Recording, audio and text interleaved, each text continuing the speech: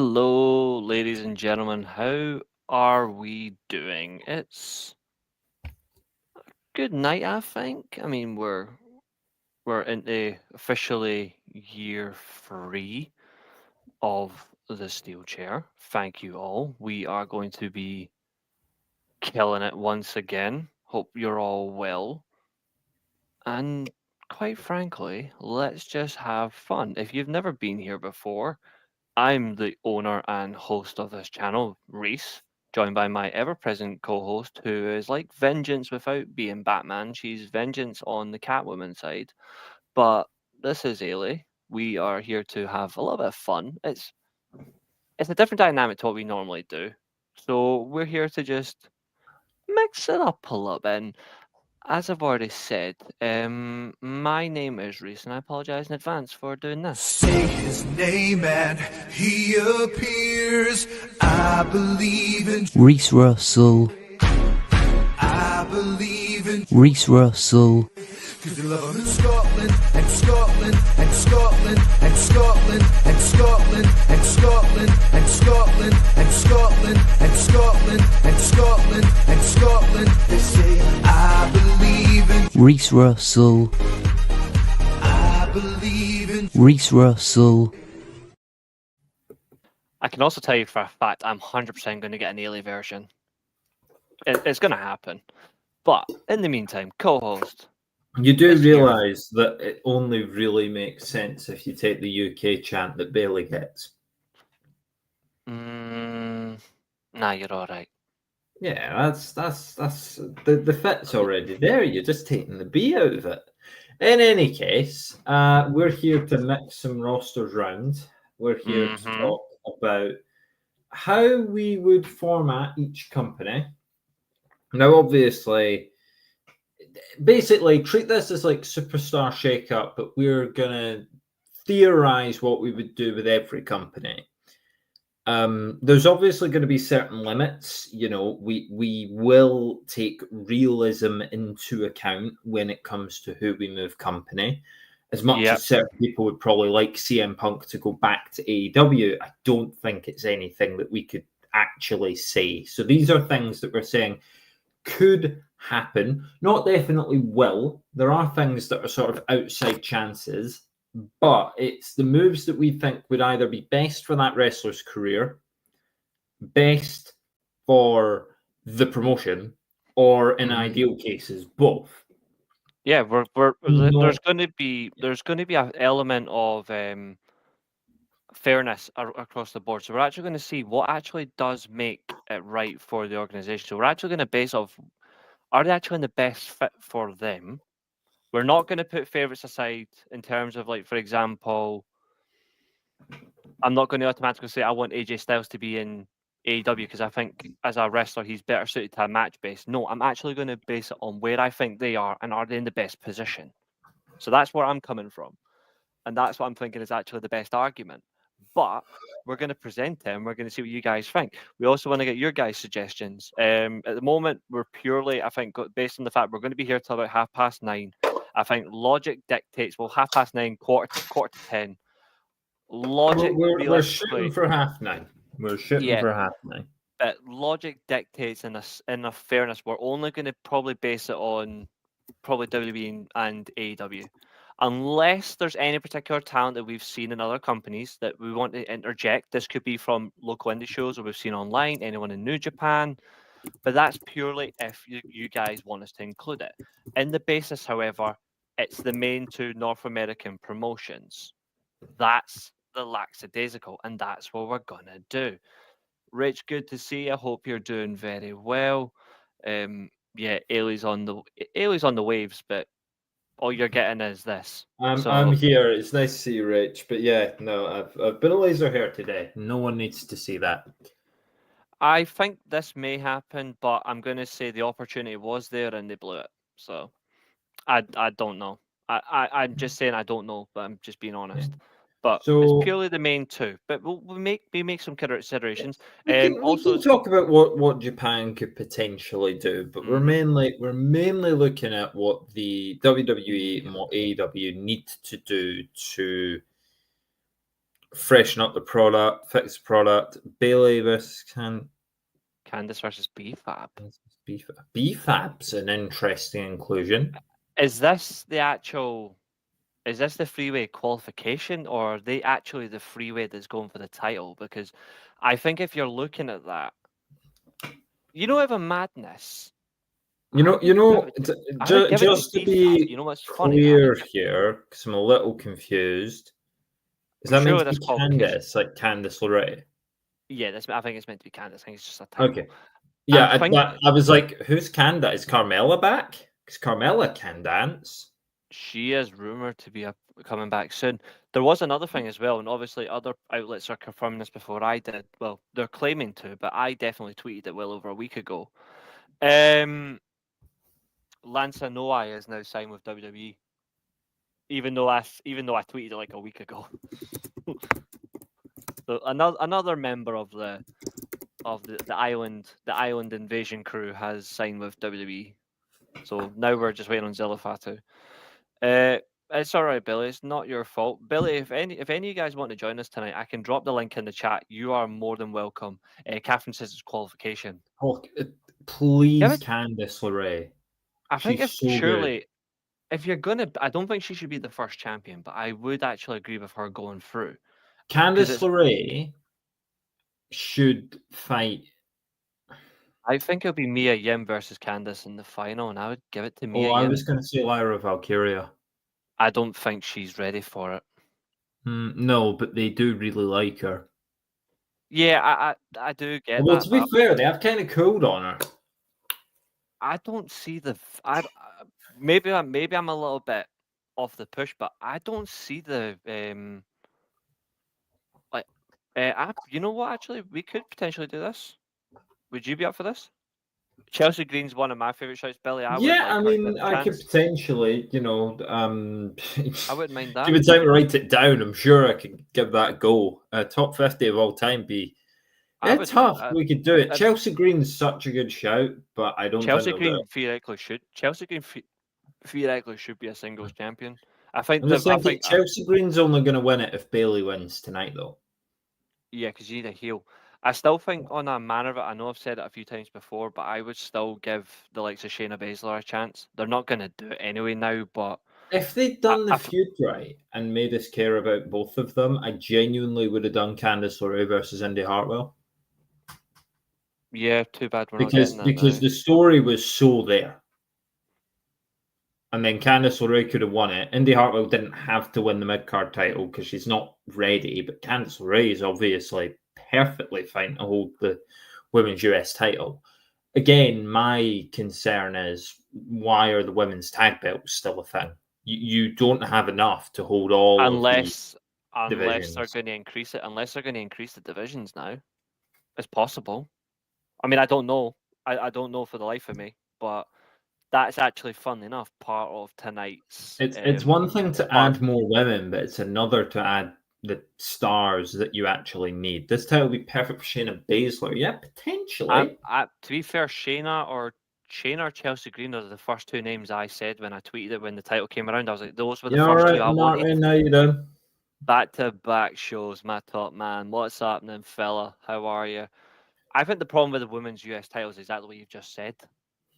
It's the tag team titles. Unless they physically move away from that and they focus solely on tag team matches are just an enjoyment, and they're included, but their main focus is singles titles, then I'm all for it.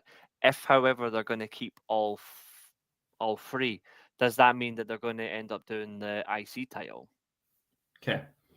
Because that's the thing that's on my mind. I don't know. You know what I mean? I think that's the only option. LeRae's your current women's speed champion.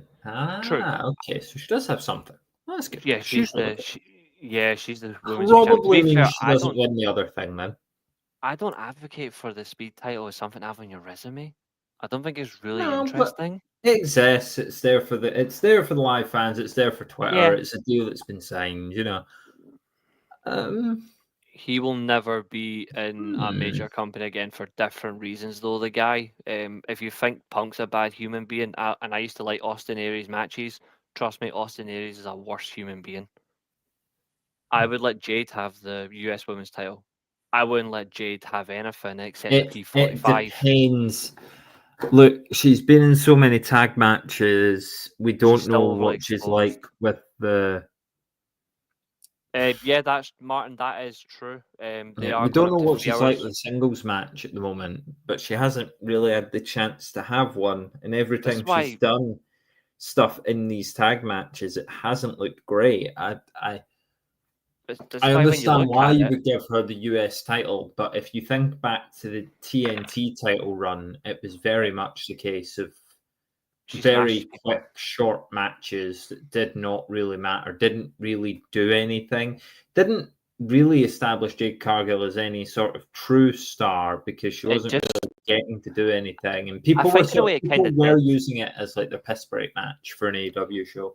I think in a way it kind of did establish her in one way. It kind of established her in a way that if you put her in the ring and you present her to be just a complete powerhouse who just destroys people, then it certainly gets over in that way. But if you want to see over time her growth, in a way, it's very Goldberg similar. Like in terms of like they tried to get him to have a longer match with guys like William Regal and DDP. DDP's still the best match he's ever had because he managed to actually convolute a match that didn't expose him but actually protected him, whereas William Regal exposed the shit out of him.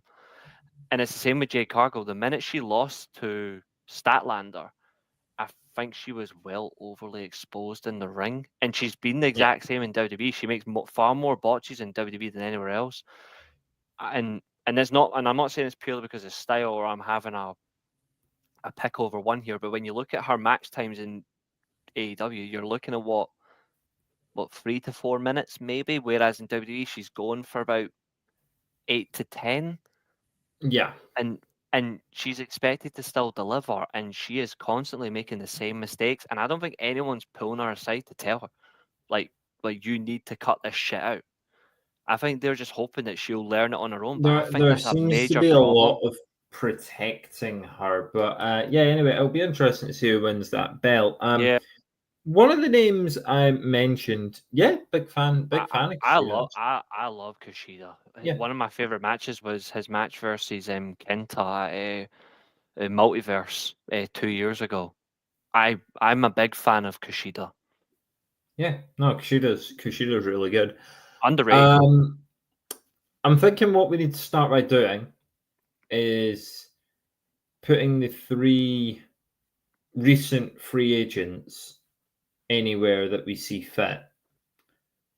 Now, the problem is with those recent 3 free agents, I see one of them going to Progress because she'll just go back home. You know, I would think Tegan Knox is probably just going back to Progress. I don't see I what anyone wonder. really So you're seeing. talking about recent I'm WWE talking releases. about the So 3 WWE releases. Tegan, Corbin, and Hartwell. Yeah, yeah. So I think Tegan Right. Knox Okay. will go back to Progress or do some maybe Rev Pro if they have a women's. I'm sure they will. Yeah. They've got women's champion. Mira Shirakawa is their champion. All right. Okay. Well, that's pretty good. Yeah, she won. Um. I was at the event. It was the Rev Yeah. Pro So anniversary show. she could do Rev Pro. She could do Progress. And it didn't work for her, and I don't think AEW saw anything. Obviously, her Neither. career's been absolutely plagued by injury, and it's unfair because she is good. And they Um, picked. I like Dakota Kai. Oh, Dakota Kai is another women's title contender. But she would be, yeah, breaking away they from Damage Control or sort of being they like, this is my time to lead Damage Control sort of thing. they did pick Dakota over Tegan as well, and I think that really killed it for her as well. I'm not saying that's a bad decision. I think Dakota Kai is excellent, but I think it really established that once you pick one over the other, that's it. But I think also she got another long-term injury when that Mm. was supposed to be a feud. And we Yep. never saw the Dakota Kai versus Tegan Knox feud in agree. NXT at all because Tegan No, you're Knox was right. out for over a year and Dakota Kai just kept being excellent. By the time Mhm. Dakota Kai, by the time Tegan Knox came back, Dakota Kai was way out of her league. Like it was just she couldn't. There was no justification for Tegan Knox renewing that issue and getting anything out of it. and then Tegan Knox was called up to SmackDown, I think at the same time as Shotzi Blackheart, and forgotten about and stuffed in the back of the fridge.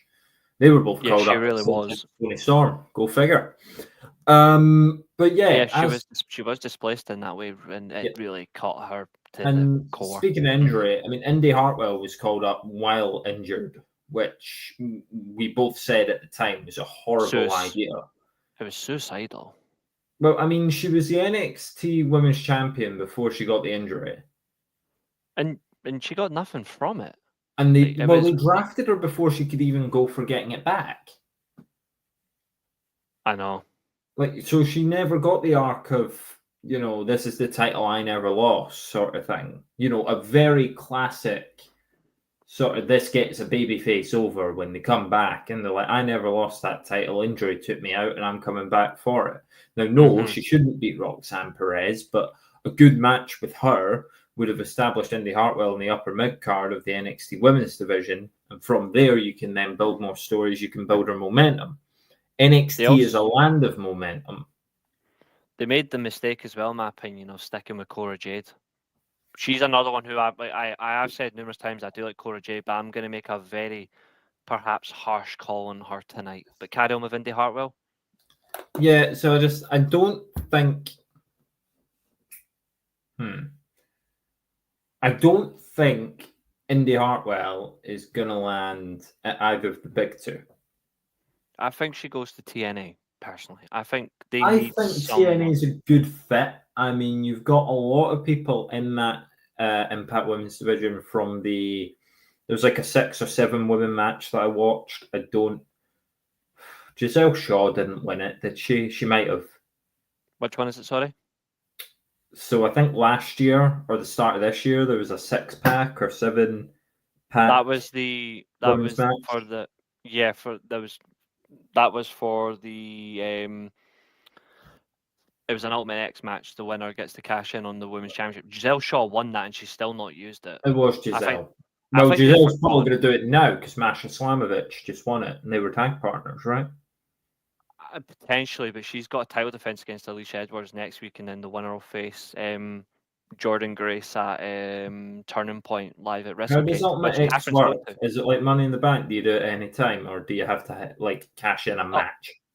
Ultimate X is pretty much the exact same. Ultimate X was before Money in the Bank. I actually spawned from that in a way. Okay. But Ultimate X is, so you've got the Money in the Bank version. That's all right, the guy. Don't worry about spelling. It's all good. I agree. It does have better matches than Shinsuke for the most part. I think if you looked over Kushida's career with Shinsuke Nakamura's, Shinsuke's only got maybe certainly 10. Since Nakamura went to Florida, Kushida's matches sort of 16 to 20 and beyond. Yeah, to be fair, I'm dyslexic. I don't care about spelling. I only care about quality. I teach. It's fine. I'm used to. Yeah. So the Ultimate X pretty much spawned from just regular ladder matches where you've just got an X in the middle and the winner earns a title match. It then transpired when the 6 sides came around.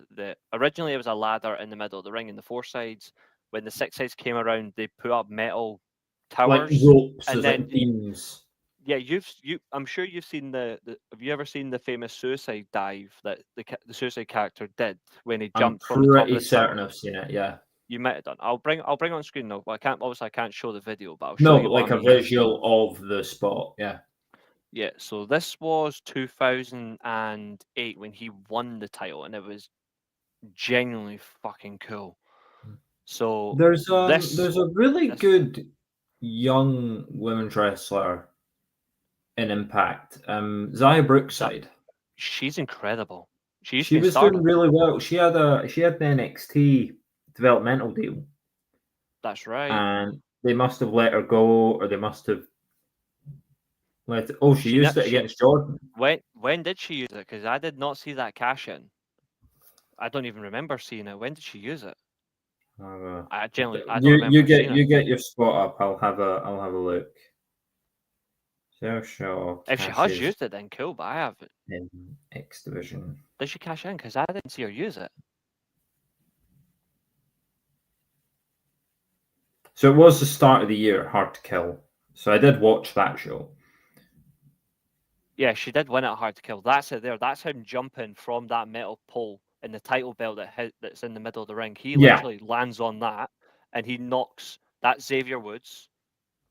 Xavier Woods on the left. The one with your back to him, that's Jay Lethal. And then the one in front of him, that's Chris Sabin. And Alex Shelley's on the ring mat. And Suicide literally jumps, lands on every single one of them, and wraps his body around the title and he retrieves it and wins. Yeah, that is quite crazy.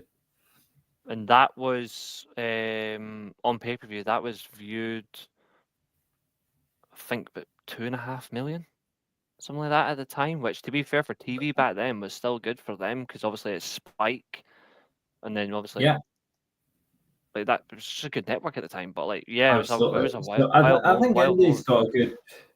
got a good home waiting for her on Impact, probably. Some decent talent there for her to work with.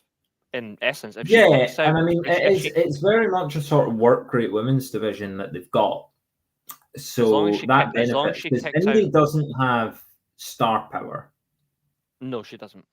but she does have work rate. She can put good matches on, and Yeah. she can tell good stories. So I think she'd fit in well there. And we mentioned him yesterday, but I don't think Baron Corbin lands anywhere. I think he retires. I think if he's landing somewhere, it's GCW. Or the Dole. Well, yeah, but if he's landing somewhere and continuing to wrestle, I think it's GCW. I just had to drop that in. I just had Yeah, to drop the Dole I think from it. it would have to be GCW, and then if he gets over well in GCW, I don't know why he would, but maybe he would. Then maybe AEW take a look at him. Is it weird that I don't see him as an AEW type talent? He's already lost in the shuffle of already bigger talent there. The likes of Lance Archer, we've already mentioned last night. There are Hobbs, people who are Page. there are people who are in AEW though who I was like, oh, that's not an AEW type signing. And to be fair, I think chief among them is Bobby Lashley. Like that's not an AEW signing. I find that signing to be very interesting. It could really work out for them. And the problem is, like, Bobby should never been let. They should never let lost Bobby in general. That's a WWE flop there. Not him being a flop as a talent, but it's a WWE flop for is an whoever authorized that. interesting talent to let go of because he does offer you something different. And he's an excellent worker. He's great on the mic. He's underrated. Him and Shelton Benjamin work perfectly together, and it's nice to see them just, you know what, let them do their thing. Yeah, and Shelton it'll be Benjamin nice to see if definitely Shelton is. Benjamin's taken seriously this time. I've always liked Shelton Benjamin. I don't know why WWE never saw him in a serious manner. He's not like, I don't like the excuse that people always say they can't cut a good promo. Well, that's a lie. He can cut Maybe good a bit promos. of the Zigglers. Like maybe. he was such a good seller that he was used for putting people over. Yeah, but then he leaves and he shows that actually, hold on, this guy is insane. I do find it weird that he never got like another mid-card run. Me too. I mean, when was his last mid-card title? In WWE, it was 2008 when he was US champ. Yeah, I was going to say 08. And he lost it to Matt Hardy. Yeah. I know. Imagine losing it to him. They almost had him win both the IC and US titles at the same time, then they changed their mind. I was like, that would have been perfect. Yeah. So we've got an interesting question to deal with here before we shuffle things around. Mount Rushmore on technical wrestlers. That's a very good question. I think for me, immediately at the very centerpiece, like the center for me is obviously the main one. My centerpiece for Mount Rushmore technical wrestlers will always be Bret Hart. He's always on my. He will never ever be off my Mount Rushmore. But that's a really good one. I would have to say up second to that. I'm gonna have to say Mr. Perfect.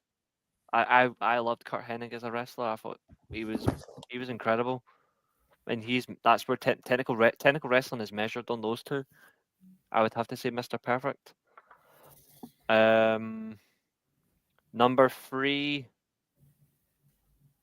It might be a bit premature, but I think he's just incredible. I don't know what you think of this, Ailey, but for me, I'm gonna say Zack Sabre Jr. Okay. I thought you were going to say just incredible. I like Just Incredible, to be fair. Are we basing this Mount Rushmore on 4 or 5? 4. 4. Ooh.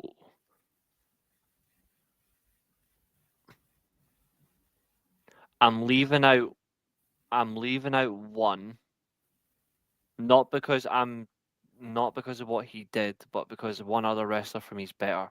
So Chris Benoit sadly misses out for me. But I'm 100% putting Kurt Angle on my Mount Rushmore for technical wrestlers. So Bret Hart, Mr.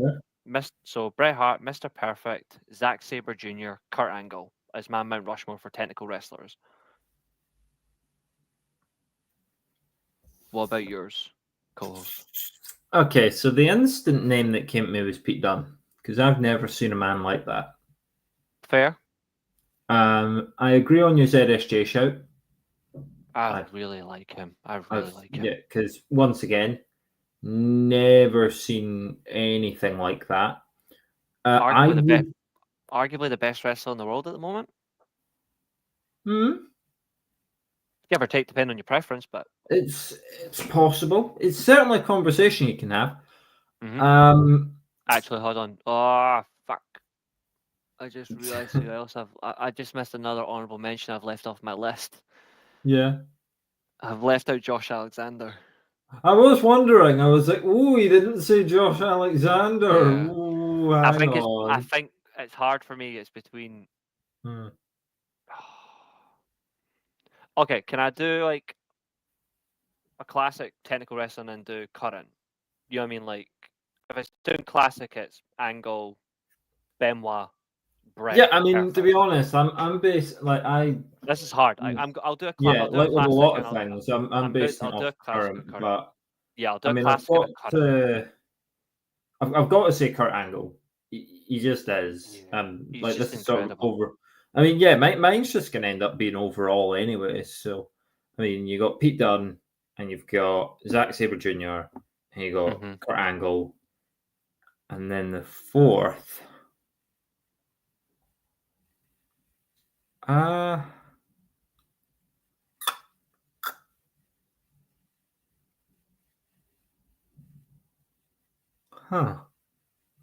even guys like Owen Hart as well is hard to leave off this list. AJ, I know hard to a leave guy off. that I keep coming back to. Yeah, of course. Of course. Yeah, no. Great shout from the guy he's going with: Kurt Angle, Bryan Danielson, Benoit, and Bret Hart. Yeah, well, That's absolutely. Yeah. I think I really fell off Bryan Danielson. I really fell off him. I mean, God. That's the thing. Even if he fell off him, it's still the fact that, geez, he was even before his injury. It's hard to exclude Nigel McGuinness. I think I'm gonna say Kushida. Great shout. I think I am actually gonna. I'm racking my brain here trying to think who do I. And obviously, I mean Timothy Thatcher's there. He had a really good run. It's just a shame that it ended that way. Trent Seven. Yeah, Matt Riddle was pretty good at that style. For what it was. You've got even like depends because he did become a little bit more technical later on, but you could say AJ as well. Yeah, I mean, but I would associate more of him like with my high flying Mount Rushmore. Eddie Guerrero as well was a technical wrestler. Yeah, I was thinking Eddie. Eddie was sort of there, but again, I guess I associate him more as being a high flyer. Yeah, which is fair. Actually, you know who else you could actually technically include? Even though he's more of a bigger, like heavier guy. You're not gonna like the option, but it's still a fact. You could include Brock Lesnar. Yeah, I mean he did do a lot of submission offense. CM Punk. Technical. CM Punk was technical. Like there's so many wild ones. Like you could theoretically include Kenny Omega as well. Like there's a lot. I think technical wrestling is the hardest to choose. If you're choosing like giants or big men or cruiserweights, I think those are easier. I think technical wrestlers are harder to choose. I think there's a far more variety. Like, some people in this modern age would probably include Gunther if they wanted to. I mean, me personally, I'm not going to have him in my Mount Rushmore, but I think he's a worthy contender. Yeah, I But- mean, Gunther's definitely sort of like, more needed. Like, I think we'll there's a see at the conversation. end of his career. Mm-hmm. It's quite an interesting conversation. I think for me, like, if I'm doing current, it's Alexander, Zack Sabre Jr. Actually, even in the current elements of it, I would conclude Kushida. And then another one as well, because I think his work as a technical wrestler is underrated. I would include Alex Shelley from a current, but from an all-time, perfect Brett Angle.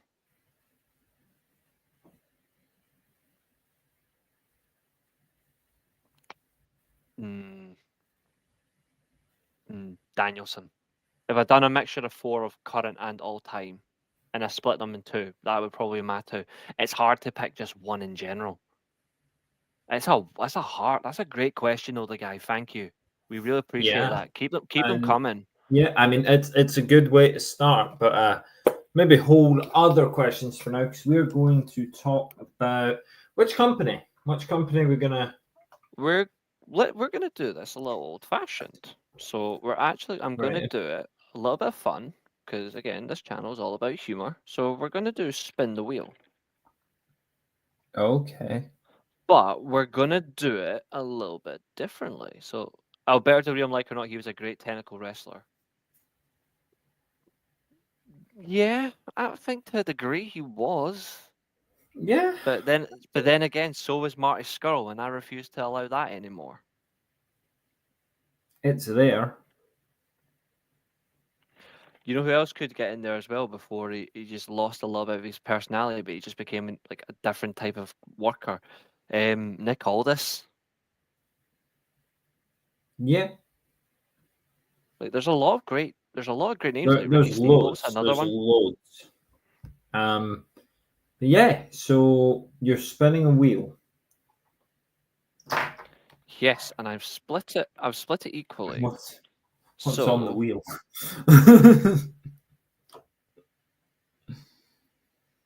you're gonna see. So I'm gonna put that there, just about finished. So that, and then we'll do. And this is not to be derogatory to anybody, but I've picked a particular word. This is just purely because, again, we've highlighted it's just 2 major promotions, but I've included as an alternative option, I've included elsewhere. Because that can be a whole variety. So, I'm just going to quickly share my screen. And we have 5 options. So, elsewhere is purely for there. So, we have AEW men, WWE women, WWE men, AEW women, and then elsewhere. So elsewhere can be from anywhere you've seen, including indie promotions, New Japan, anyone that you may have just randomly mentioned from anything that you just think might actually work, and you think, where do you think they best fit company to company? If it's AEW men, it's the main roster, mid card, and any development talent. Same with the women. WWE men's a little bit more trickier because you've got Raw, SmackDown, and you've Yeah. also got NXT.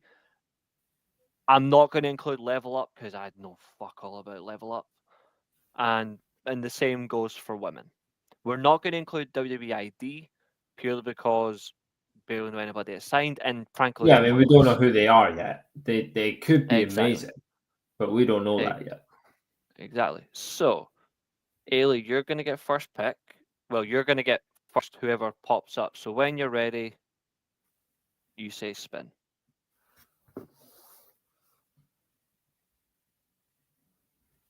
Wait, so I have to say spin.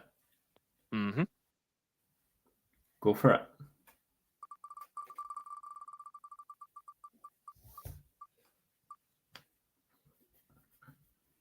Interesting. Yeah, that's a good start. So elsewhere. So we're just going to close that. But now, to make it interesting, so elsewhere's there. You're going to spin again, and it's going to dictate what division you think you could rotate, or do you think do they get in? So when you're ready. So you've got elsewhere, like any. Yeah. So any particular talent you think elsewhere that you've seen, and then you'll All spin right. it Where again. would I put? Where could I put elsewhere? So which elsewhere talent would I put in this other division? And this depends on what you get next when you spin it when you're ready. Okay. So elsewhere is a bit. So elsewhere is a bit of fun. Does that make sense? Yeah. Sweet. So when you're ready. Go for it. So you've got elsewhere. Yeah. And this is for WWE Women. Okay, so this is people who are elsewhere that I'd want to see in WWE. For the women's only at the moment. For yes. the women's So division. Yeah. Yeah. So I've removed. So I'm just going to stop sharing for the moment, because we're going to talk about that. So guys, get your comments in. Any woman, this includes AEW talent if you wish. This includes. Oh, but I mean, like the AEW women have their own bit, so I thought it was. So you've got, yeah, but this includes, like, because it's elsewhere. Do you think you could see any out there? But yeah, we'll go with that. So anywhere else is not AEW. Sorry. So anyone in particular you think might. That's right. You're confusing me here. So elsewhere that's not AEW, sorry, that you think would work in WWE women. That's what we'll do. Yeah, that's it. Well, they've been doing quite well, WWE, getting some good names. I mean, they have some nice talent down in NXT. So, I mean, it's who else? I mean, obviously, Mayu Iwatani would be creme de la creme, top draw, top of the order. She would need probably a little run in NXT. Again, they tend to benefit more when they do have that run in NXT. Maybe it's a little oversaturated at the moment, but the main roster is not oversaturated. Mayu Iwatani could come in and do a lot for them. Now, of course, you then create the risk of, well, I mean, what's booking going to do? They would have Mayu Iwatani join Damage Control, which isn't what we need. So, you know, she's obviously an option.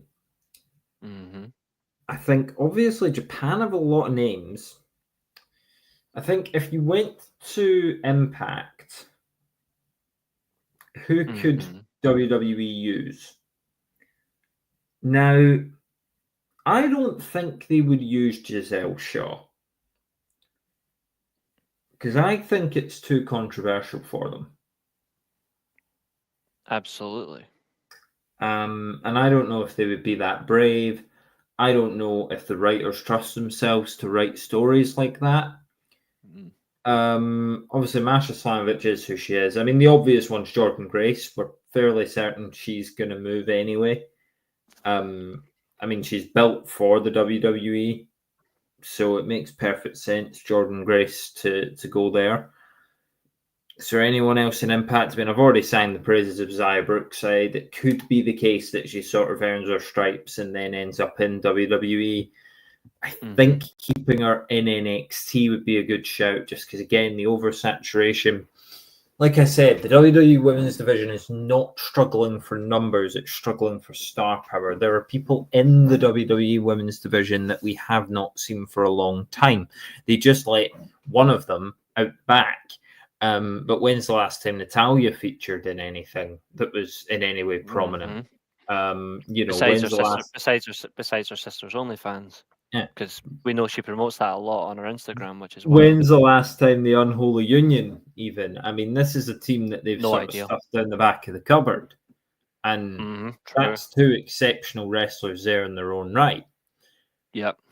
So they're not lacking numbers; they're lacking the actual next level of talent. I mean, I think it is a little bit of a shame, and obviously Rhea Ripley being injured hurts. Becky Lynch being out hurts. I mean, I don't think she's injured. I think it's just time off. Unfortunately, spoilers have obviously ruined one of the things you've mentioned because Twitter's full of them, and I've tried to avoid them. Unfortunately, And Charlotte Flair's out, and that's three big names. What you're left with in the women's division, Liv Morgan's got to carry a lackluster Raw division at the moment, and she's where Damage lackluster Control are herself. sort of having to not split apart to keep it interesting. The guy mentioned somebody that I once particularly raved about. I think It's controversial, but when you think about legacy of a name in pro wrestling, Tessa Blanchard is still one of the best women's workers. She is controversial though. I think she burnt the bridges. I think the fact that she's rebuilding herself in Mexico might go in her favor, but again, that might all depend. I don't know. Maybe. I mean, It's very controversial. she can work, absolutely. It's everything outside. Well. It's everything around her. Mm-hmm. And if toxicity does follow her, and I'm a big fan of her work, but toxicity is what really does. I don't think TKO are necessarily looking for that. It's possible. Because, I mean, after all, they did fire Matt Riddle for less. But they are prone to make those decisions if they think someone doesn't work or doesn't fit, or they are very, very poor-minded attitude behind the scenes that you can't rely on them. And that is certainly something that you got to be careful about. Yeah, but I think so. In an ideal world, you want four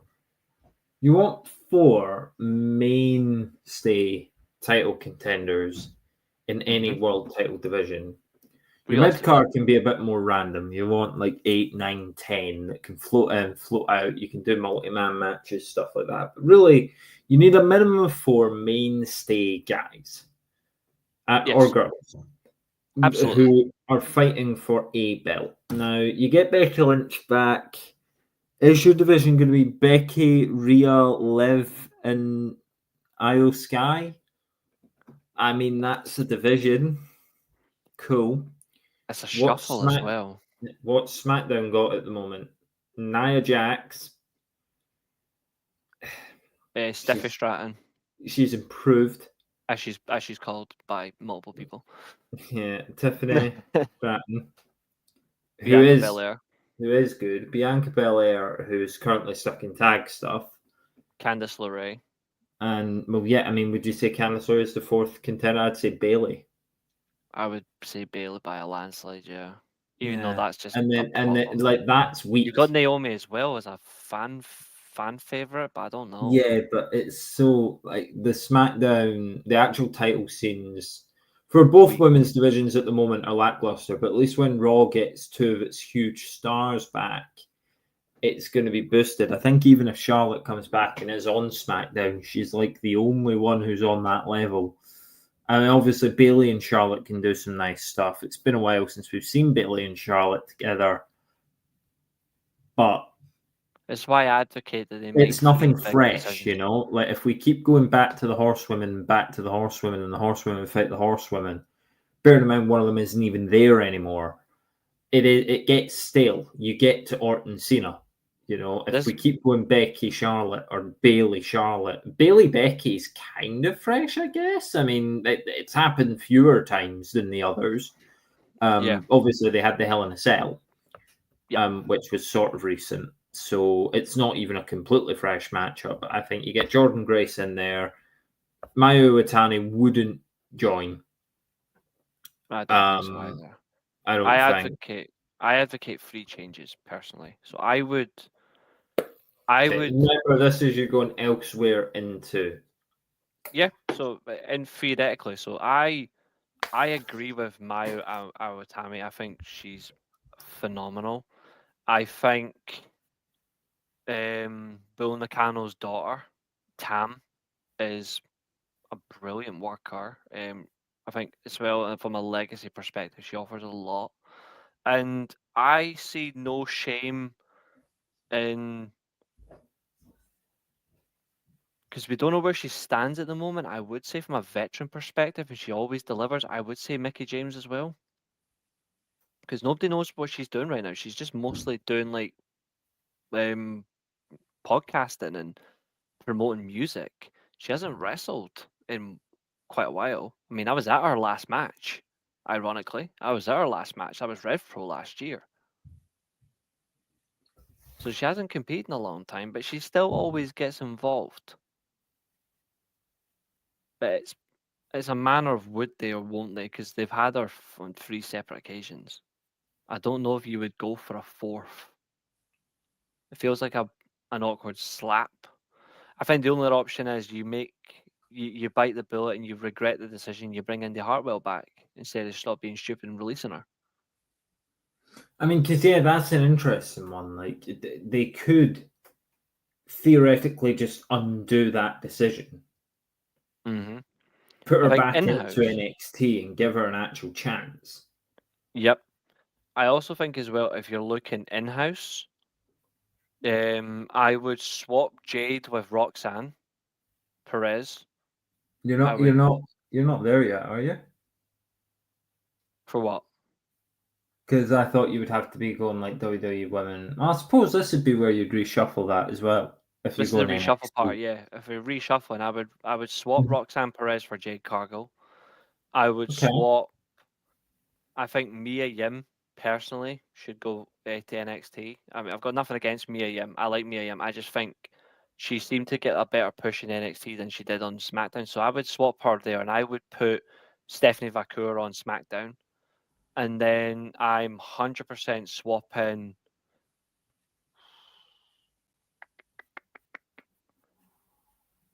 I'm putting. Could we also include draft based, like swapping just one brand in general, talent to talent?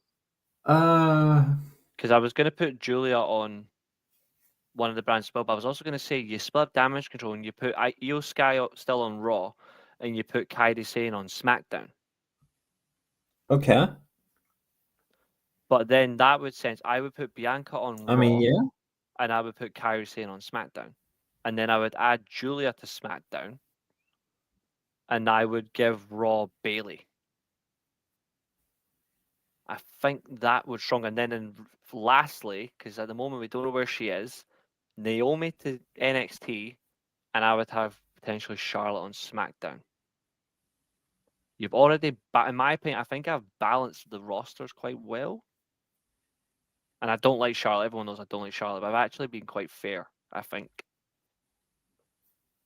I've given a lot of the NXT talent to SmackDown, but I've gave probably the 3 best to SmackDown because it balances out what's already on Raw. And I still have Nia Jax on SmackDown because you still need the other heel presence. Yeah, I mean, I think there's a nice balance there, and I think obviously the people that you're bringing from NXT are at least proven. And it's the 3 best. But you're not taking someone who's green. Like you're not saying, "Oh, Jada Parker, up you come." I like Ariana Grace, up you come. Yeah. Like no, these people need time. I think I Ariana Grace could be something. I think Jada Parker could be something. I think she but does. They need time. They need to have feuds that people care about. Obviously, Jada Parker made a huge stride towards that because she had the match with Roxanne. Yeah, I don't like calling her Zarya. I'm sticking with Delta, but I think she's likely to be up on Raw.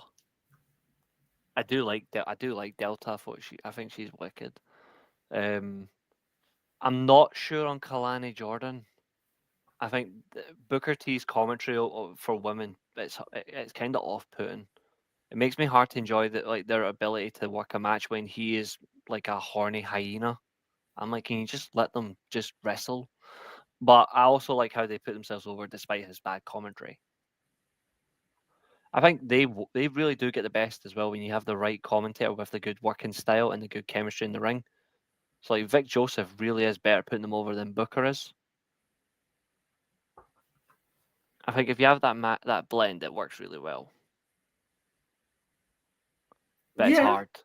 I still don't think much of Lash Legend. I don't care about Jakara Jackson or whatever her name is.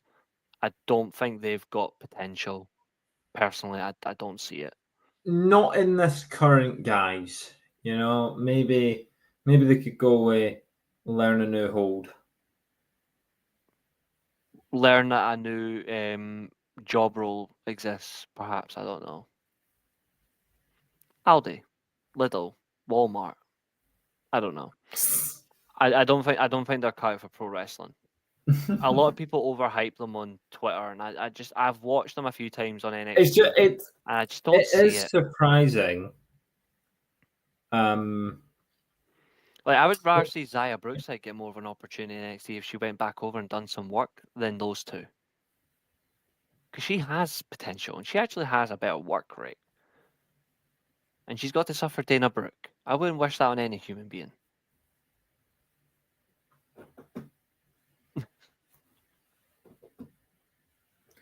I think you got to remember what NXT is. Mm-hmm. I think right now Roxanne is in a good spot. I think it's a waste on her though. She's been there far too long. I know. I think it's good to keep her there for now though, because But how long do you keep her for? I think Because she's Roxanne's too good for this, but there are people that I thought were too good for it before and ultimately got lost in the shuffle anyway. That's true. I mean, let's be honest. We're talking about the wrestling company that lost Toni Storm in the shuffle. Which is insulting. It's horrid, is what it is. And she had to redefine herself. No one's safe. For Yeah. me, no one's safe. Because Toni Storm in NXT and NXT UK was my favourite. I mean, I think other than Becky. And probably Bianca, because that was when Bianca was really hitting her stride. Probably Shayna for me, because she was actually booked like a killer. But I did like Toni Storm in NXT UK. Yeah, she was fun. You know, Becky and Bianca, but Toni Storm was, it was must-watch stuff. Really enjoyed it. Loved when she got the NXT UK Women's title. Loved when she got the NXT Women's title. I think she won that anyway. Who? I'm trying to remember if Toni Storm did. She won the NXT UK title, but it was not the the UK NXT one, Women's. but she didn't get the proper one. Well, yeah, she never. Rhea Ripley did both. Yeah. Kylie King nearly did it. Kylie Ray as well. There's a lot of good talent. She's another one, actually. She could be pushed better. I think there's just so many talent that you could physically reshuffle, and you've already improved each brand based on what they're supposed to be. I don't think necessarily you can view NXT anymore as development as well, because of the way they've been strongly booking the shows. I think it should now be considered a third roster.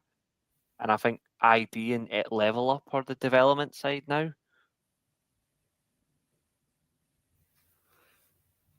Yeah. Diona should have went to WWE. Can you read my last question, please? Yeah, we'll get there. We will absolutely get there. Diona was in WWE and she left because, in her exact words, there was an interview with Chris Van Vliet. She left WWE because they didn't understand what she wanted to bring across as her character and that she established. And it may well work now.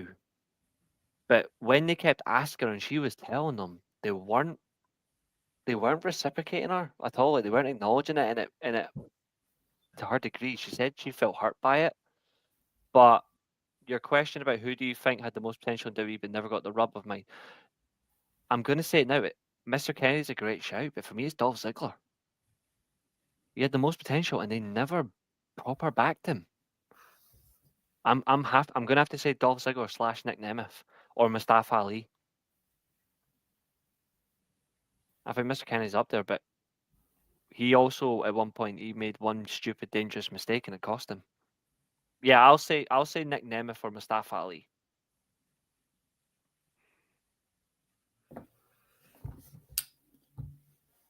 Okay. I think Mustafa Ali's a good shout. I don't know how I don't know how you fumble someone like him. That retribution was the final straw. Like, that was cold on him. That was a shame. It depends to me for what you count as a rub. Man, that's going to come up in conversation later. If so, Well, to be fair, getting the rub Um, is just getting that over the line, getting that championship run. Like you're getting the main spot. And Kennedy so nearly had it. I guess the man that I would put that down to is probably Apollo Crews. I really liked Apollo Crews. I thought he was really good. He got his IC title run, but as a heel, it was when he was US champion as a face. I felt like things were really turning in his favor. When he did that Um, Nigerian King thing, it sort Yeah, of fit that him I well. never understood it. Like, if he's going to be heel, he should have been like I a never got it cheating either. heel. I It didn't shouldn't get it have either. been. And also, like, they had the wrong guy. Because if Omos was ready to go then and there, you would have Apollo with Omos. That was a Would lot you more impressive than the guy from Raw Underground. include Damien Sandow? I think so. Because I think he was genuinely over, and I think he was a good worker. I don't know how they could make that mistake. Yeah, I mean, you could say Wade Barrett. Yeah, Um, I would stand by that choice as well. funnily enough, say Shelton Benjamin. Massively, and Charlie Haas. The two Yeah. of them were great. The two of them, even another one that we mentioned last night because of and even we've mentioned him already tonight. Corbin. We reiterate the Kurt Angle comments. Yeah, What's Baron the point in me Corbin losing really to him? didn't get. That he just had to open his mouth over playing football to a doctor that knew nothing. He just had to open his mouth. Shinsuke Nakamura in WWE as well, I think. Yeah, I think more overall though, we're thinking about people who never got it and should have, not someone who. But they did get the rub elsewhere. I think I give you a poor look at someone who never got a main title, like the main world title in WWE. I would say Mustafa on that grounds. I'll remove Ziggler in that aspect.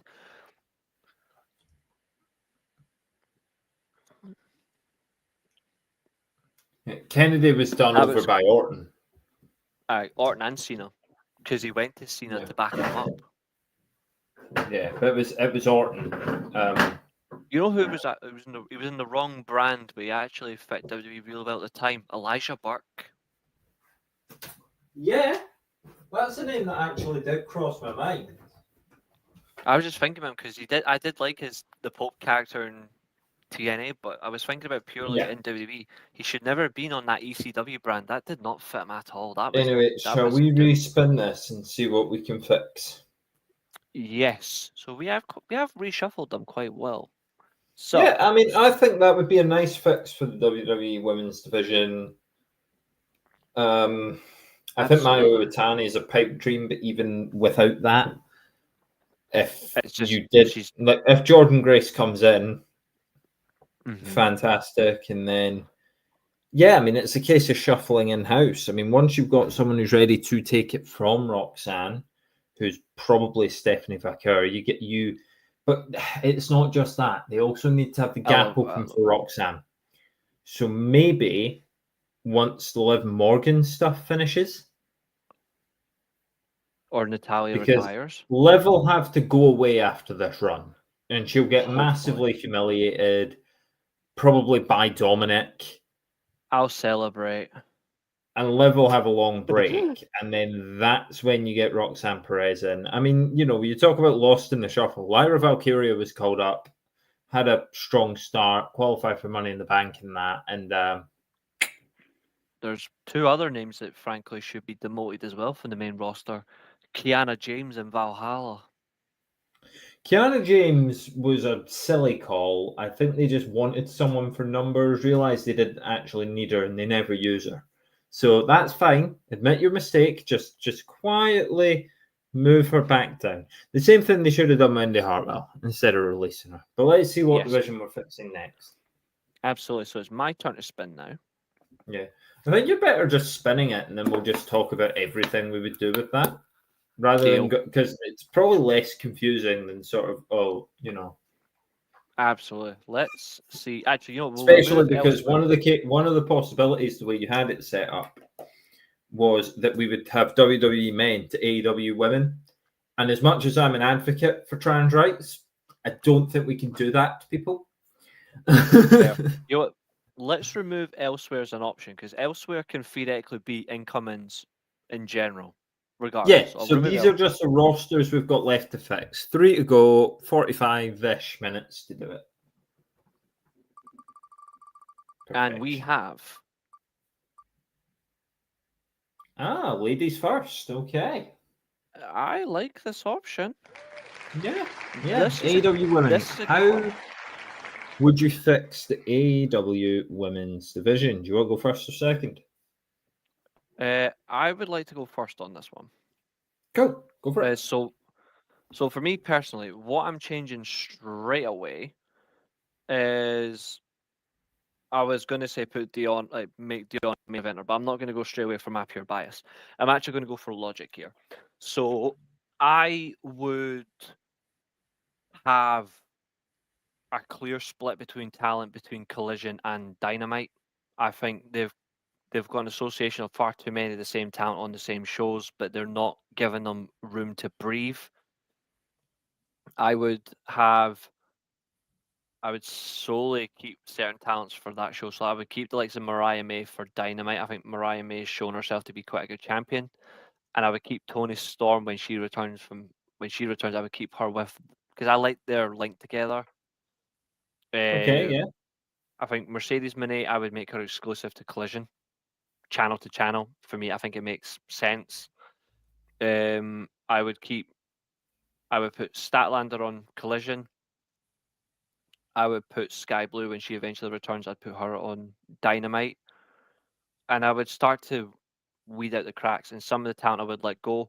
I'm saying this now. Anyone from Ring of Honor, I'm not bringing on either show anymore. It's not that I'm saying I've got nothing against Ring of Honor. It's like purely that's a different company. I do not want to see them constantly having to rely on that as a means to just. It's a random prospect. I don't want to see it. Lady Frost is a Ring of Honor talent. Stick to Ring of Honor. Red Velvet, you stick to Ring of Honor. Athena, on the other hand, you can come to AEW. I don't know why she's not on AEW anyway, because she's genuinely good. And also, I would increase the match times for the women as well. And that point, then I would put the likes of Diona on Dynamite, and I'd put Ty Valkyrie the same. If I'm looking at releases, I'm looking at a few. So Britt Baker for me, I don't think suits AEW anymore. It just doesn't seem like a fitting partnership for me in general anymore. I think it would be wise for her maybe to move on. I think she needs to get, as you say, a talent shelf life. I think it's her chance. Like her shelf life has expired. I think she needs to go elsewhere. I think perhaps maybe WWE's main roster or NXT. I think it would be a good shout for her. I think I would the likes of Soraya, I would move her on as well. I think she's had even though I think she does quite well with Harley Cameron, I prefer Harley Cameron on her own. I think she's shining herself. And I think Soraya would hold her back. The only thing is Okay. for play, and I think that's a crucial thing. I would perhaps move Jamie Hayter to Dynamite exclusively. Serena Deeb as a long-standing veteran. I like veteran talents, but I think she should be on Collision for younger talent to work with. Let them develop. I think Mayo Itami, we've already mentioned, as an incoming. I think whether it be AEW or WWE, she shines. I think Mina Shirakawa herself perhaps wants to be in not AEW herself now. I think she wants to be there. So I would actually just make any attempt to just make it permanent. And then last one, I really do like this woman. I think she's extremely underrated. Is Megan Bain. I think she could go anywhere. I think she could be Jordan Grace's TNA replacement. I think she can go to WWE and she could go to AEW and she would work really well. I like her presentation. And then lastly, I'm splitting Mercedes Moné and Camille. I don't think that partnership fits either. I think Yeah. Camille should be on her own, just dominating people. She's a brute and she's underrated. So I would split those two. And I think the TBS title, if you're gonna split them two, if you're gonna split the two and have like a split brand, maybe make that a main card title instead, and you just have two main women's championships. I don't think AEW need women's titles, tag titles. Sorry, I don't think they need tag titles, but I think maybe you could add a third title. I don't know, but I think I would say the TBS title becomes some sort of main event talent title, but you rebrand it, and then the AEW Women's Championship, I would have it exclusive to Dynamite. I think they need to do that because there's so much women on there, and they need to allow them have more time to shine, so it gives them more opportunity. But also, more often than not, one title can dictate the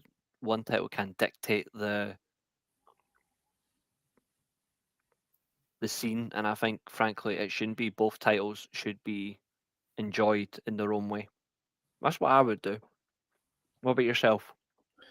It's fair. It's fair. I mean, so the last thing you said's the first thing I'm gonna say, which is, I mean, Mm-hmm. this Mercedes Moné stuff. Oh no! I know no. you're not. I know you're not a fan. I think there's some of it that I don't like the fact that she stole Velvet Sky's entrance, but I think Camille is good. I mm-hmm. just don't know what Mercedes Moné is actually adding. You would think it adds an audience, but Mm-hmm. no, it doesn't. So honestly, I mean, it's harsh to say, but I would cut the losses. Not so much on sacking her because you'd have to pay so much money, but I'd just go, look, yeah, you're not a main eventer.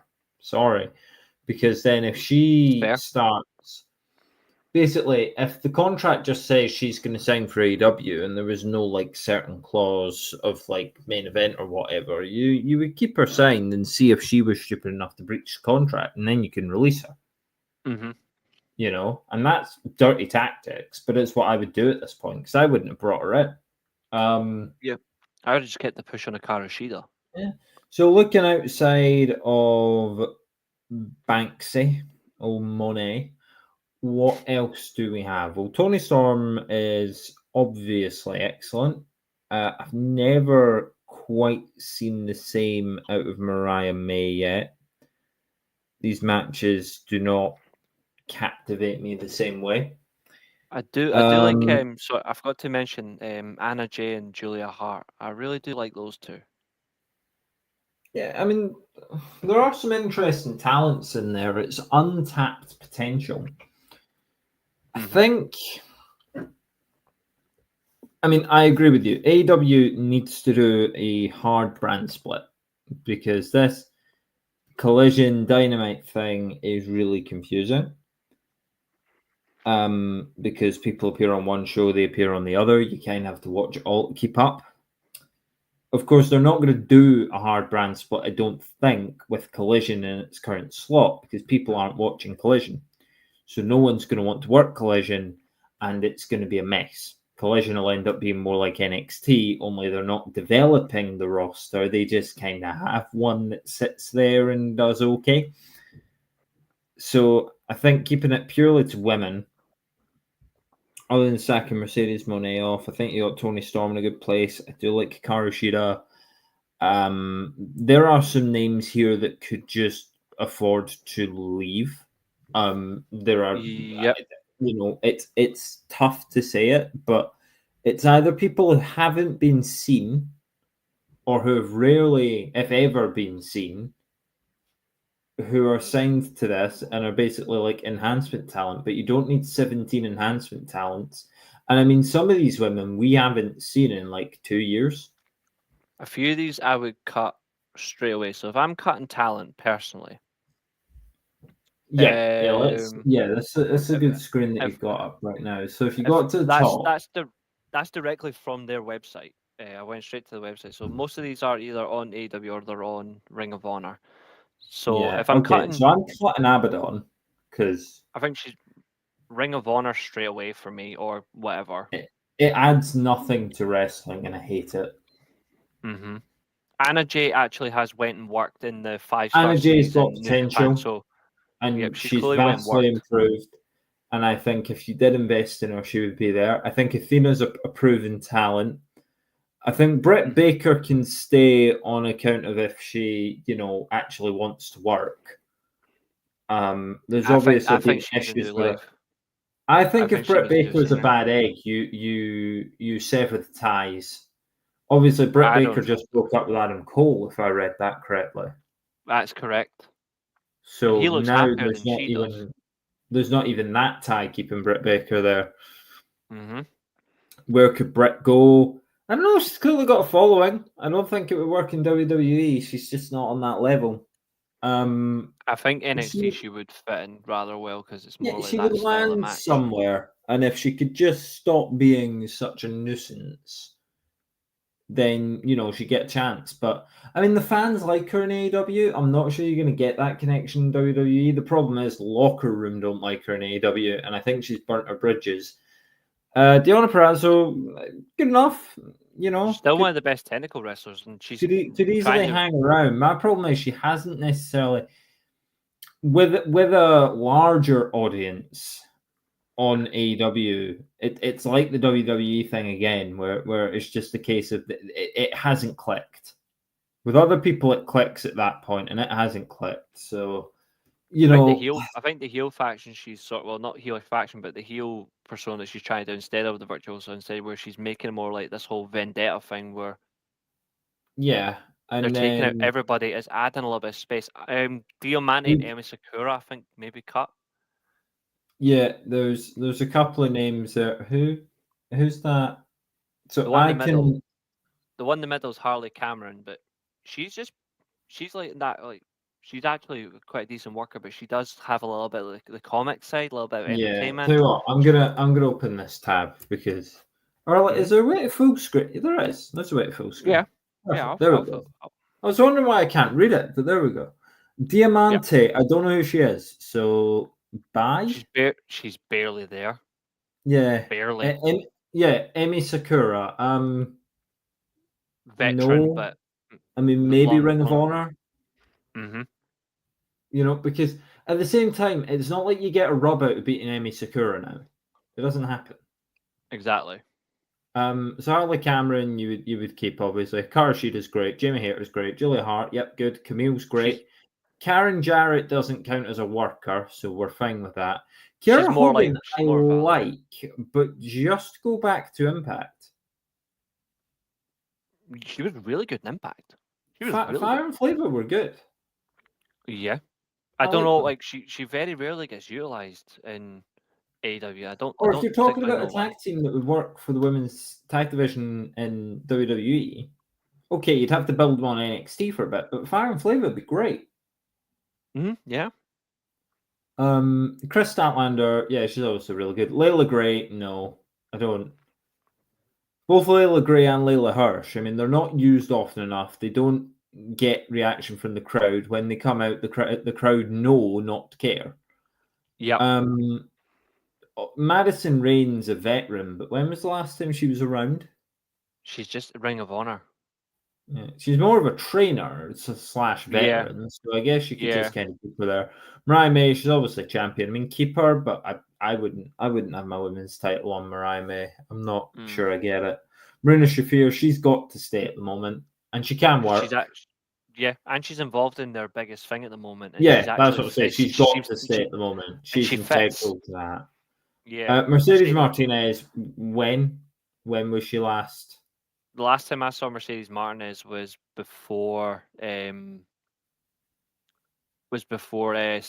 turned on Willow. Yeah. So and then obviously, I mean, I've said what I've said about Mercedes Moné. Yep. Mother Wayne's silly, but it is just it's just a manager. She's not working, so it's fine. Nyla Rose. Nyla Rose has been lost in a shuffle here. I'm wondering She's like I she's do like see WWE's potential Tamina. controversy if she went to Impact and then feuded with Giselle Shaw, and I Yeah, feel like that would create a lot of buzz that maybe a company wouldn't want. I also feel like some of Impact's talent, much like some of AEW's talent, can't really be trusted not to mention the elephant in the room, and that's not a weight comment about Nyla Rose before anyone accuses me of it's that. that she's a trans athlete, isn't she? Yes, Nyla Rose is a trans, isn't she? Nyla Rose is trans, like I believe Giselle Shaw to be. Giselle is, yeah, because that caught Yeah, steam with Scott Stein, not Scott Steiner, Rick Steiner, and Braun came out and says, "I'm yeah. refusing Rick to even Steiner was back being my very dad's mean. case." hmm Mm. Penelope Ford, She's no, just Ring of Honor maybe. she's just returned from injury, and she is going up against the likes of Jamie Hayter. Yeah, and then like this whole row here, like just Only two of them, so only two of them for me. Like, so not I don't. being used. I mean, Queen Aminata, yeah, you know. I think they're going to use her to beat Athena, maybe at Final Yeah, Battle. I don't Rebels know. with Britt Baker, Red Velvet's okay. Riho, Rio's I just don't get it. long. Rio's just long standing. Like, that's all it is. I think. I mean, she can Yeah, work a and good then match, but I think it's yeah, purely just and that Ruby Soho's just been a complete waste. she's not even going to be in action for ages because she's no longer had a bear. Yeah, and no one cares. Mm. When she comes back, she'll get a nice buzz for about a week. And then this line, so Soraya, I like she's a few in this. veteran. Soraya. I like a few in this. I like Serena Deeb's Serena good for Deeb Duda, training. Sky Blue's not actually good enough in the ring for me. but she Same is with Ty likable. Conti. Ty Valkyrie is good, but she's under this. She's not on their main event level, which is weird because she absolutely should be, but she's not for some reason. And then I have no problem with any of the Bottom row. bottom four. Yuka All four. Sakazaki is a bit fun, and the other three are pretty good. Yeah, I agree. I would have Thunder Rosa defeat Britt Baker and a loser leaves AEW match. To be fair, That would be good, actually. Yeah, no, I'm all for that. But right, I mean, in terms of who the AEW Women's Division could bring in, I don't think Indy Hartwell or Tegan Knox land there. I think obviously if Mayu Iwatani is going to move to an American promotion, this will be the one that she moves to. Tony I think the Khan has same made with it perfectly clear, establishing the ties in Japan, that this is what he wants. I think Mina Shirakawa would be another one. Would there be anyone else? I did say Megan Well, Bain. Mina Shirakawa's think- already, because she's the other girl that was in the Tony Storm Mariah May issue, right? Yeah. Yeah. So she's already, it's like when Will Ospreay came over. He was already buttering his bread. But she is the she's also the women's champion for Rev Pro as well. Yeah, so she'll drop that and then go AEW. Yeah.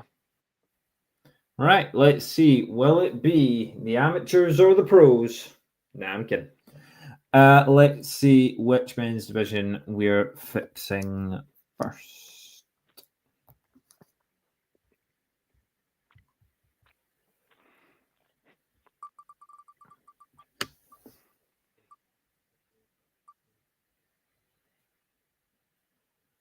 Okay then. So AEW men is last. All right, it's WWE men. Interesting. Okay. So, weirdly, one of my first thoughts was Judgment Day needs a revamp. If they're going to stay around, they need a new member. If they're going to stay around, they need a leader. If they're going to stay around, they could do with a dark heel. They could do with an angry heel. They could do with someone who's supposed to be no nonsense, and they could do with someone who's not been used right for a long time. Now, who's head of a faction right now that no one actually cares about, that we basically forgot about until they came around and lost at WrestleMania, and then came back around and are feuding with the Wyatt Six. Who could it be? Who could the leader of the Karrion Kross. Judgment Day be? Yeah, Karrion Kross. Why has this fit not been discussed? You have a guy who's always talking about the end is here, everything like that. And he's never once been a candidate for the Judgment Day, who were like this main event, the end is nigh sort of faction. It's really weird. You know, he felt like he was always sort of outside of the conversation. And I get it. Maybe him and Priest didn't have the right sort of chemistry together. I disagree, but now you don't need to worry about that. Now Damian Priest's out of it. So you need a big powerhouse guy. You need a scary, no-nonsense wrestler. You need someone with a bit of size in Judgment Day. Because right now their tallest member is Dominic Mysterio, and their heaviest member is Carlito. Which is hilarious. But I'm talking about the men, obviously. Rhea That's Ripley's. true. Yeah. So Karrion Kross should ditch the Final Testament and lead Judgment Day, or find a way to get into Judgment Day and then find a way to lead it. But lead it very much in the way that he's been leading Miz around. Do this or I'll break your legs. Pretty much, yeah. Because it's one of the most serious things that Karrion Kross... I mean, it was funny that he said, do this or I'll break your legs. But if he was that sort of ruthless guy and we saw it, I'm not saying we need to see him break someone's legs. But what I'm saying is we could see... I mean, it's WWE going a bit... So, you know, what if he was, like, striking his own faction members with, like, you know, a kendo stick or something?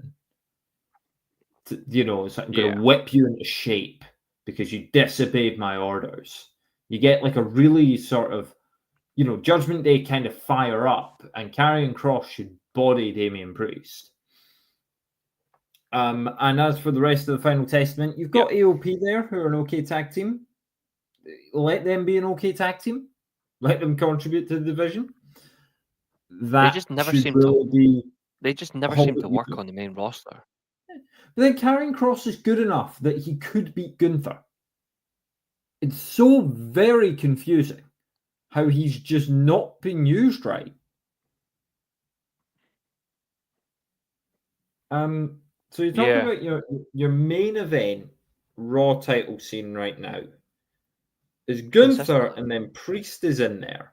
Priest isn't going to be in after he loses this match. They probably want Finn Balor to be in it. Then you've got Punk, McIntyre, Rollins. They're not all going to be on the same show.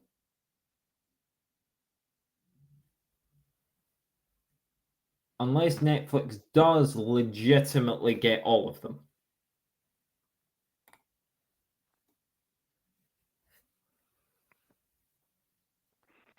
Netflix will absolutely get what they want. The 10% of their annual revenue, which is fucking incredible, the amount of money that they make, they will 100% get 5 people on that show. Cody Rhodes, The Rock, Logan Paul, Roman Reigns, and there's one other. But anyway, they will get those guys exclusively. Yeah. So I think the website you've got open is causing the stream to lag, so it's trying to play that video at the same time as the stream.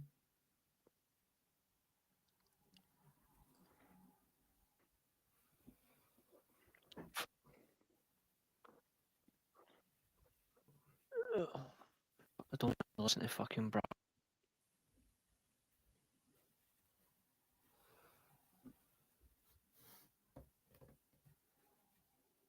Oh, he didn't want to listen to him, and now he's been bodied by him in the car park. Right, that's a little bit awkward. Okay, well, here I am. So I'll continue on the the men's fixes, because once again, it's SmackDown that's your problem. I mean, right now, everything on SmackDown's gearing towards Cody versus Solo. Obviously, Roman's there. I don't know how much longer Roman Reigns is going to be around. He's kind of had his big, long run, and I don't see him getting another big, long run. If he does win the belt as babyface, it'll be a short thing, and then it'll be putting someone else over. I hope that someone else he puts over isn't Solo or Jacob Fatu. It should be someone Fight. like a Braun Breaker or something. But Fightful, the enemy of pro wrestling content. Wait, is their web? Yeah. So but yeah, so what I was saying there basically is like the Raw scene's gonna sort itself out. As things stand, obviously. Going into WrestleMania, one of Punk or Rollins is going to be your champion. Coming out of WrestleMania, I still think one of Punk or Rollins is going to be your champion. Mm-hmm. On Raw, that leaves you with Karrion Kross, who would be a new sort of challenge for Punk and a new sort of challenge for Rollins. Mm-hmm. Because if you don't go with Karrion Kross, if for some reason Karrion Kross doesn't work for you, then the man that I want to see come in and do exactly what I just said Karrion Kross should do, 100% Aleister Black.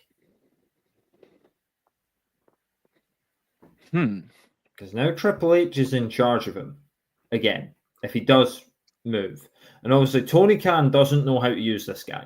The fact that he's been used on an episode of TV to put over Adam Cole, nah, not for me, Bucko. This guy's unbelievable. He's incredible. He's captivating. He would be amazing on Netflix. He would be amazing on Monday Night Raw. He was already making highlights, even when all he was doing on the main roster was staying in a cupboard and waiting for people to challenge him to fights.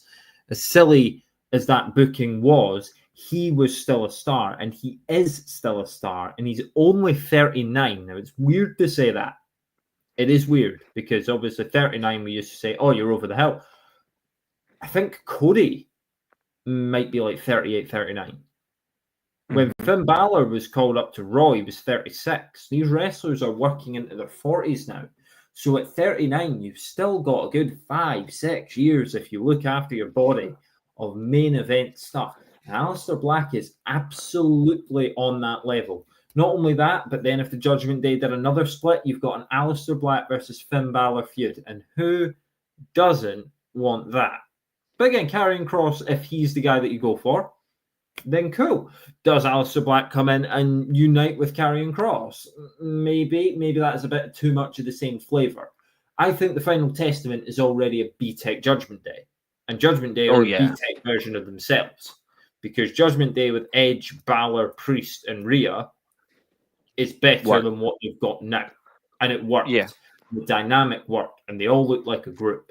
I think Carlito looks like a joke. I get the Dominic stuff's been really good. It's been really good for Dominic. It has not really helped the Judgment Day. It gave them another weapon boy. And JD McDonough was already a weapon boy. So exactly. You got too many weapon boys in a faction. You become the aces and eights. You've got so many people that are there just to get beaten unmasked. Just to get beaten, look like a moron. Same with the NWO as well. The NWO worked with the first 5-6 members, and the Nexus just kept spiking. Because Wade Barrett was the only really protected one, and the rest of them got bodied. Yeah, literally. Week on week on week on week, and you just can't do it with a main event faction. It didn't work for the Nexus, and it's not working for Judgment Day. Obviously, this isn't just how you fix the Judgment Day; it's how you fix the entire roster. But that's how it fits the main event title scene. I think the mid-card title scene on Raw is pretty good. You know, they know where they're going. Personally, I don't want to see Jey Uso in it, but he clearly captivates fans. You've got Sami Zayn, you've got Kevin Owens there if you need him, although he's currently SmackDown. Kevin Owens would be fine in a mid-card title. He hasn't had a mid-card title for so long. I get it. I get it. Finn Balor is capable of being really good. Just got to admit, he's not really been given anything to sink his teeth into. I mean, he's in Judgment Day now. Hasn't been relevant for years. Yeah, but it's an alright heel run for sure. But yeah, he's not really been given anything to sink his teeth into. But again, I'm not saying he should spearhead Judgment Day. I'm saying either Aleister Black or Karrion Kross should be the big bad leader. Finn Balor should be like the right-hand man, the first in command sort of thing. That's really what we're going for here. I think the mid-card title scene on Raw sorts itself out, and obviously you can then call people up from NXT again. Ethan Page, if you really want to.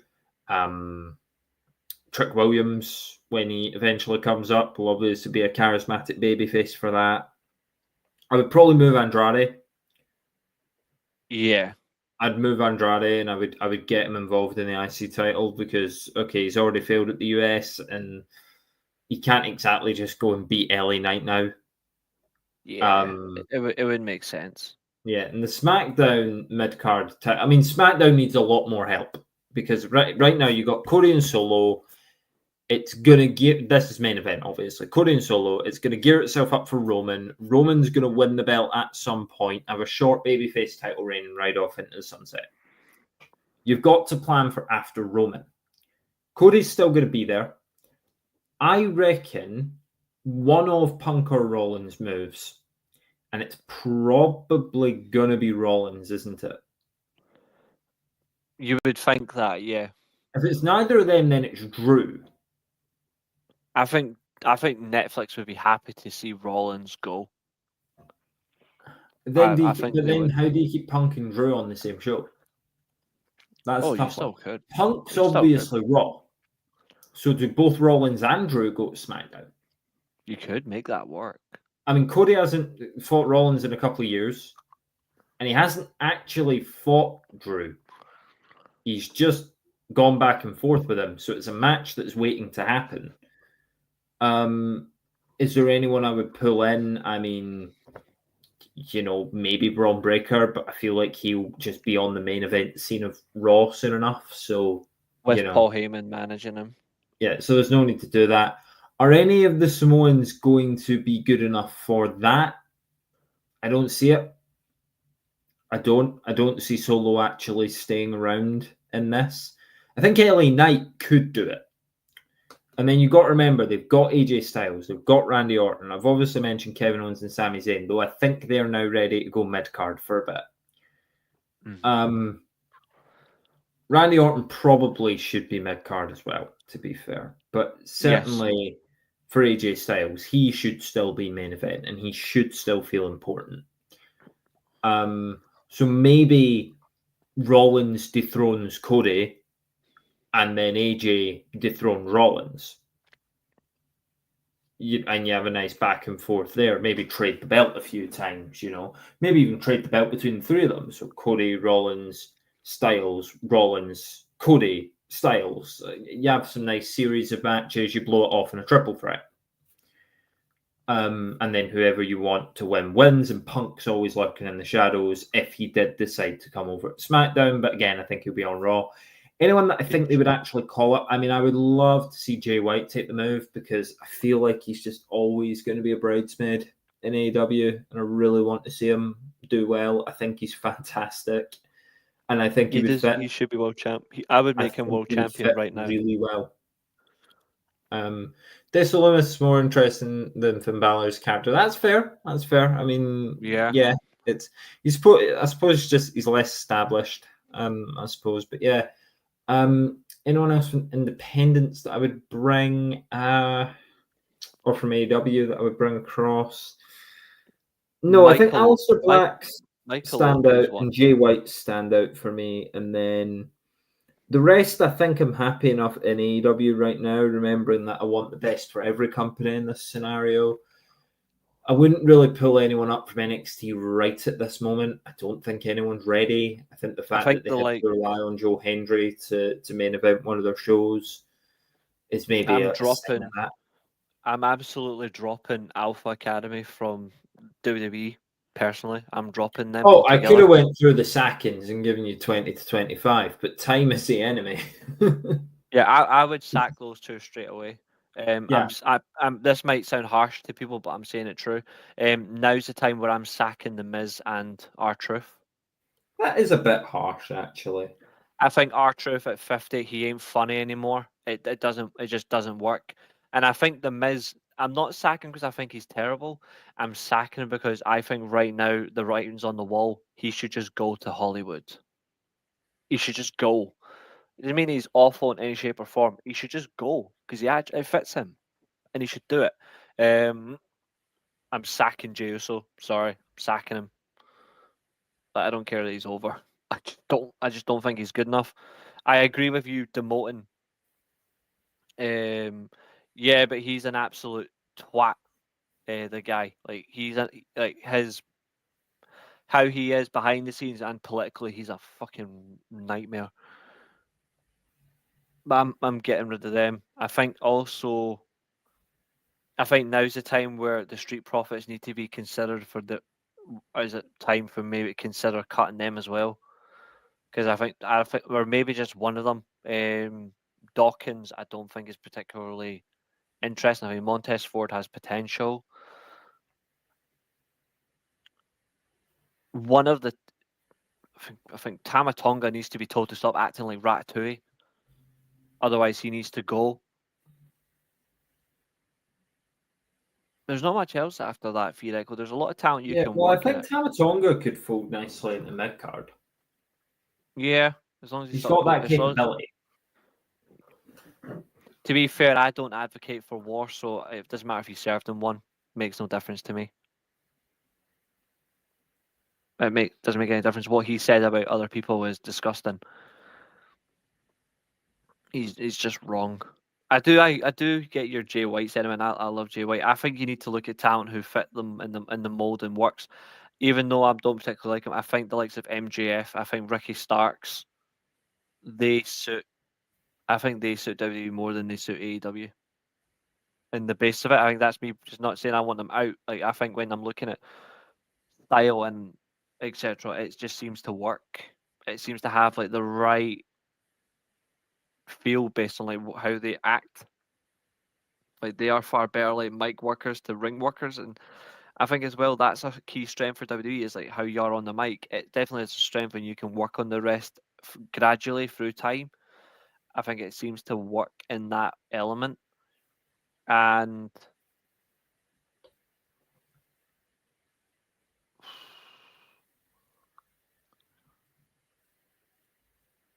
just trying to think.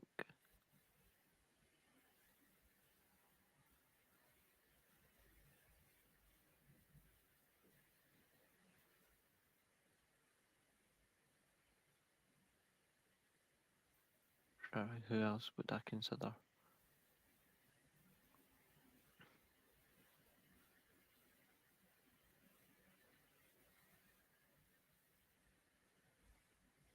I think as a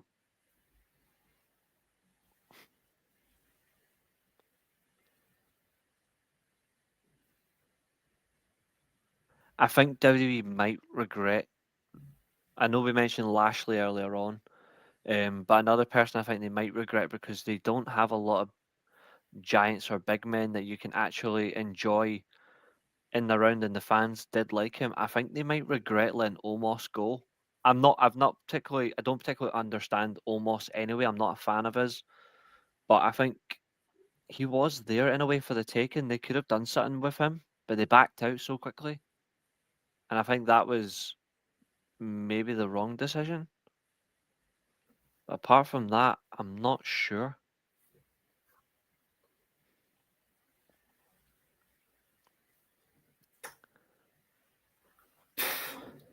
I mean, and obviously Speedball's contract expired as well. That. You know, we're not even really considering the possibility of creating or splitting tag teams. I don't think we've got enough time to split the tag teams. No, that would have to be another show. But I mean, in terms of like Tama Tonga, would be an example of that.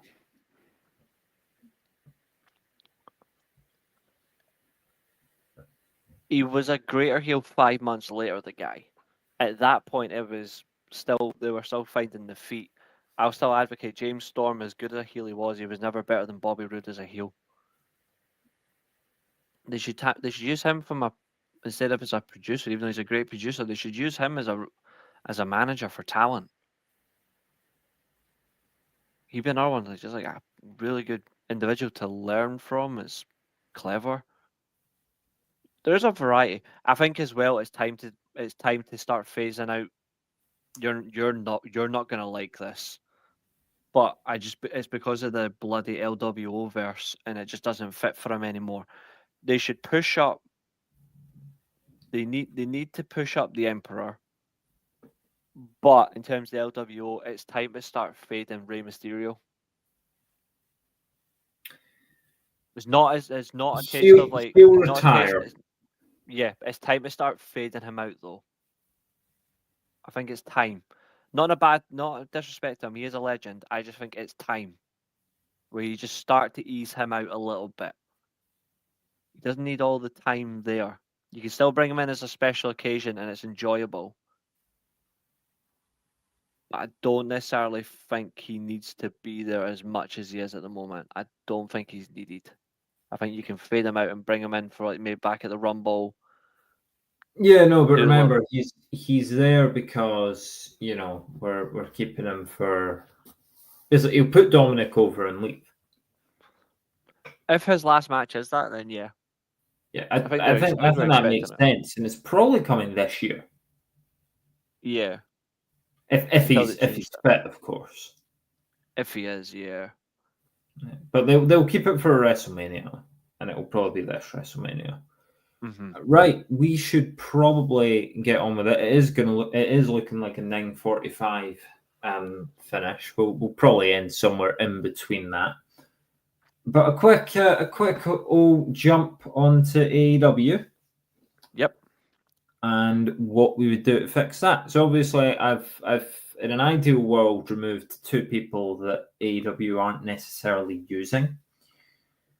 I think for AEW, a lot of it is in-house shuffling. I think a lot of it is just, I don't like seeing this person at the top of the card. Why isn't this person at the top of the card? Yep. The last thing AEW needs is more people brought in. They need a reshuffling and they need a skimming. So, I mean, for instance, obviously, addressing the elephant in the room, I hate MJF, but I cannot deny that he's a main eventer for AEW. I can't take him out the main event scene, even if I want to. That comes down to realism. Yeah. Whereas I think realistically, WWE could take Solo Sikoa out the main event and not feel a thing because no one cares about him. MJF could not leave that title scene. I think Adam Cole means too much to the audience to take him out of that scene, or to at least keep him floating around in and out, in and out. So I think obviously in this world, Jay White and Aleister Black have gone. I think you give Brody King a run in Ring of Honor. And I think Buddy Matthews could easily be main event, but he could certainly be going for Jungle Boy's title, no problem. I would have him win Jungle Boy's title. I would have him establish TNT title as a great matches title, because believe it or not, Jack Perry's not doing it. So I would probably do that. I think certain people who've been hired to AEW for such a long time have never had the opportunity. I mean, I am baffled why Jay Lethal hasn't had more of a shout. I'm genuinely shocked that Jay Lethal has been used the way that he's been used. He is incredible. He's definitely top 10 workers AEW have, and he's possibly top 5. Obviously, he already had Jeff Jarrett as his manager, so even if he didn't like Jay Lethal's promos, Jeff Jarrett could have cut them. It was there. Because Jarrett is a fucking good promo. Yeah, and that as a heel, as a face, both would have worked. So I definitely would have put Jay Lethal there. Maybe his time's done now, but I don't think so. And I would give it came up yesterday, but I would give Lance Archer more of a chance as well. I think if you had seen Jay Lethal, Lance Archer, you've got to keep Adam Cole and MJF in there. Obviously, they've got some good people. Brian Cage as well. just need a shout. Yeah, I think Brian Cage's sort of mid-carder is a good idea. You've obviously got Hangman, who is very capable of being a main eventer. You've got Bobby Lashley there now. That's absolutely a main event match. Jay Lethal versus Bobby Lashley. That'd be a lot of fun. He had a good match with Swerve as well during the Continental Classic. Yeah, and Swerve could obviously dip in and out. Jay Lethal and Jeff Jarrett should have won the tag belts instead of the guns. Again, yeah, that would have been like taking them seriously sort of thing. And they were getting some momentum because the crowd were hating them, but they were hating them in a working way. Exactly. I think so. You're looking at who you're moving down the card. Obviously, Orange Cassidy. It's not even like the fans really care anymore. Like, this is now just Tony Khan's pet project. No one reacts to him anymore. I have no problem with Darby Allin at all, right? But I mean, surely this position is better served by many people on this card. I mean, obviously I've said Jay White, but in my world, he's not there. In my world, my AEW, if say it's like 8 or 9 main event talents in AEW, if I'm naming mine right now, Jay White's my world champion. Yeah, he is unbelievably good. Jay White, Okada. Yeah.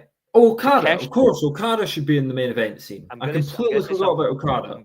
I'm going to say this as well because I think this is the right move. Takeshita is incredible. Yeah. I would have Takeshita beat Okada and unify the Continental Classic with the international title into one. Yeah, because I've said it for quite a while. They don't need more titles. They need fewer talents. I would merge those two together and have him run it because Takeshita is going everywhere with that title and he is doing some really good stuff. If you get a chance on YouTube, watch Takeshita versus Alexander. Yeah. If you get a chance. Look at who you could cut from this show and not feel a thing.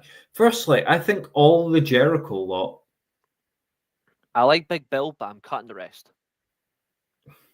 Yeah. Maybe you give Big Bill the world title in Ring of Honor, though. I'm 100%. I like Anthony Bowens, but I hate Max Caster. It'd be interesting to see if Anthony Bowens could do anything. Actually, I think he's got the personality to do it. I think he's got the personality in the world to do it. I do like him. I think Kyle Fletcher's they're starting to believe in him as a heel with him and Don Callis. Kyle Fletcher's a good worker. Absolutely. Osprey's still there, however they want to use him. Osprey's currently a mid-card champion. It's baffling, but he's not a champion. Sorry, no, he's a mid-carder. Because he got beat by when was the turn? Takeshita won it. It was the turn. That was at the that was at Wrestle Dream. That was Wrestle Dream. Yeah. And that was the turn I said what was going to happen. The Tiger Driver would cement it. Yeah, that's true. But yeah, I mean, so Swerve is in my team. I don't have time to go through who I would cut from AEW. Just know it's a lot of people. I think you can certainly make it more of an interest by making a lot of switches and hard up. Like, if I'm looking at the talent right now, Jay White, Okada. Oh, I'd cut the entire patriarchy, by the way. Let me just say it now. The only one I'm keeping is Christian because he just I'd cut it all. I don't think you're getting anything out of Christian anymore. And I think anything you do get out of Christian is anything you do get out of Chris Jericho. It is sapping the time away from people who could use it to get over. No one cares if Chris Jericho's over. No one cares if Christian's over. He is helping Kip Sabian, to be fair, which is something I don't think many would have saw coming. And I'd probably sack off Adam Copeland at this point because what's he going to do? Probably come back and be one of the. I'd be looking at the contract he'd signed and go, how long have you got left on this? How much do I have to pay you? Scotland just scored in the 87th minute. Portugal are winning 5-0. Scotland have just scored in the 87th minute. We're not getting relegated. Hold that, England. I just wanted to say that for the stream. For pure banter, of course. Carry on. But yeah, like I'm cutting the entire picture. I'm cutting anyone who's like 50. like getting on for 50 and doesn't need the TV time. Because TV time's already Yeah. hard to come by for a lot of people. They've seen guys who could have genuinely done something for them slip through the cracks. I'm not just talking about Cody and CM Punk. I'm talking about Andrade as well. Yeah. Also, you've seen the shine leave these people. You know, like why weren't we giving time to? I know he was a bit of a bell piece, but before he was a bit of a bell piece, why were we not giving time to Sammy Guevara? No idea, but now he's with Dustin Rhodes in a tag team. I Yeah, actually think and Sammy Guevara's actually okay. I don't think there's I anything wrong with him. like Sammy Guevara in I just terms of don't an like his in-ring wife. worker. I The just don't problem like is his they wife. used him as fodder for Matt Hardy, who again, who cares if the Yeah. Hardys are over? Yeah, true. Like I'm AEW cutting. have done everything wrong if they wanted to prepare a roster for the next 5 years. I'm 100% cutting Eddie Kingston. 100%. Sorry, I forgot. Sorry, I forgot. Yeah, Eddie Kingston's getting the boot. Obviously, Action Andretti's going. AR Fox is going. Brian Keith's going, but I said I would cut the entire learning tree and patriarchy. You just don't need them. You need to give time to young. I'm cutting the Dark Order as well. Yeah, because you need to give time to young and up and coming people who can be interesting and add something to your show. And then the one guy that I never thought I would say anything about, because actually there is one man I would move. One, just one. Come with me on this one. Tyler Bate.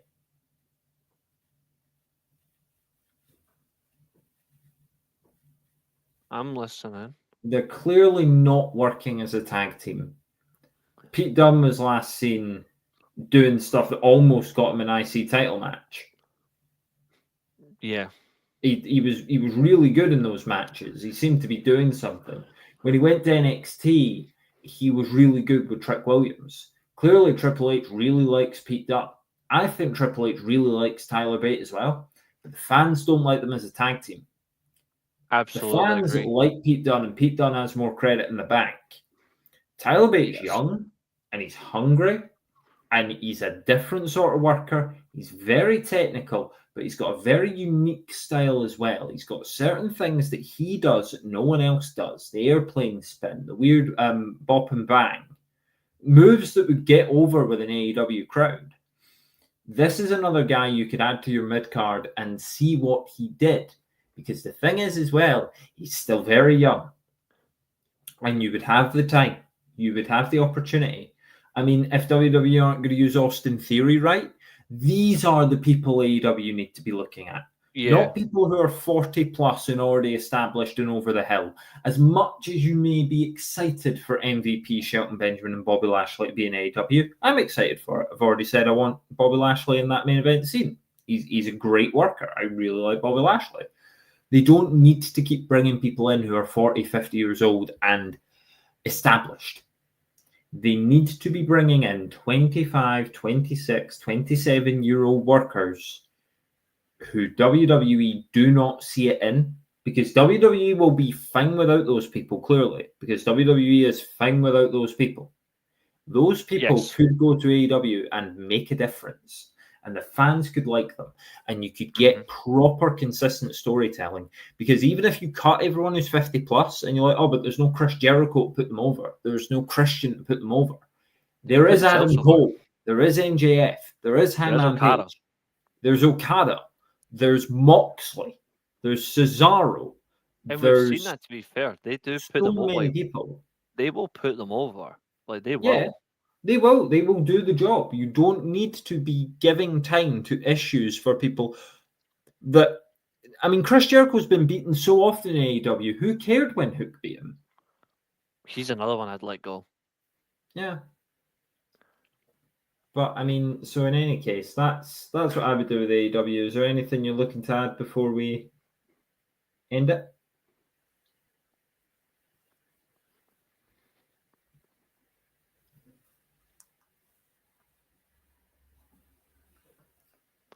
I would think when eventually his TNA run does expire, I would say maybe Josh Alexander and Nick Nemeth into AEW and improve some of the roster. And since he's now a free agent, I don't know where he goes, but I think Speedball Mike Bailey is probably going to end up in AEW. I don't know where he goes, though, but I think he probably ends up there. There's a lot of interesting. I would also think, booking wise, look at maybe your booker and some elements and just see who you can switch around and maybe work on that aspect. But apart from that, I don't think anything else is realistically there. I don't know. I think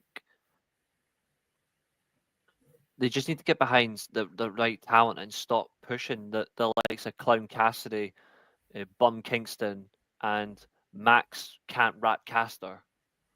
Like, it's time to just not shoot them, but take a sword to their career and just slice it in half and keep slicing it until it's carved into a million pieces and then set it on fire and then have some random dog shit on it.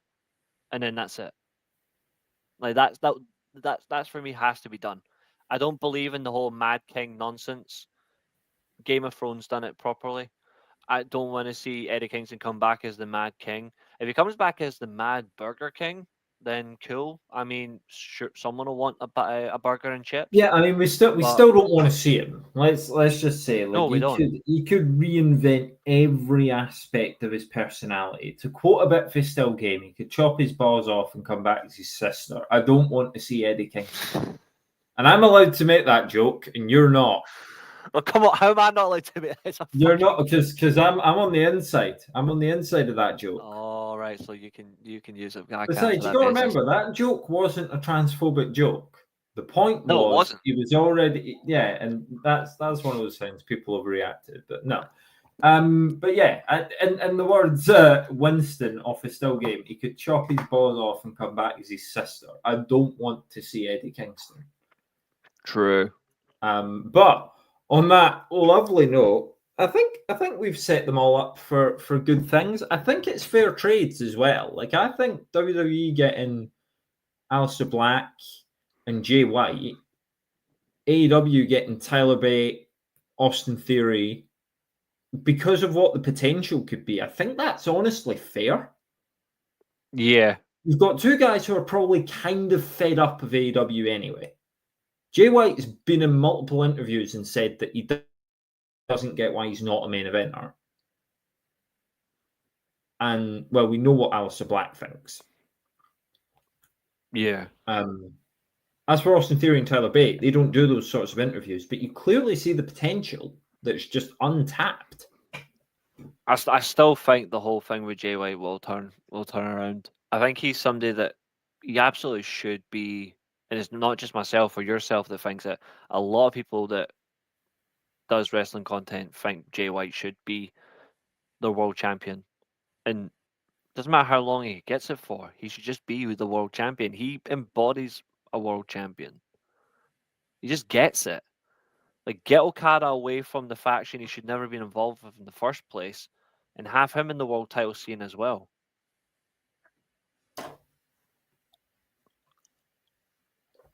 I think that's fair. So, yeah, I mean, there's possibly more to discuss, but it won't be discussed tonight. So, yeah, that's how we would fix that's how we would fix both the rosters. It's who we would draft in from the indies and also just the reshuffling that we would do. I hope it's been interesting enough for you. Reece, I'll let you do the outro. I best go. I said to Reed that it was 9:30 and it's getting on for 9:45. So I'm going to go and get a row. Catch you later. Catch you later. Well, guys, we are just under 2 hours, but there's going to be a fair bit of content this week. So do check out the channel. We'll be back for more. But it's been a pleasure. Enjoy the rest of your Friday night. Enjoy your weekend. We will see you on the next one. But thank you all, because year 3 has started with a bang.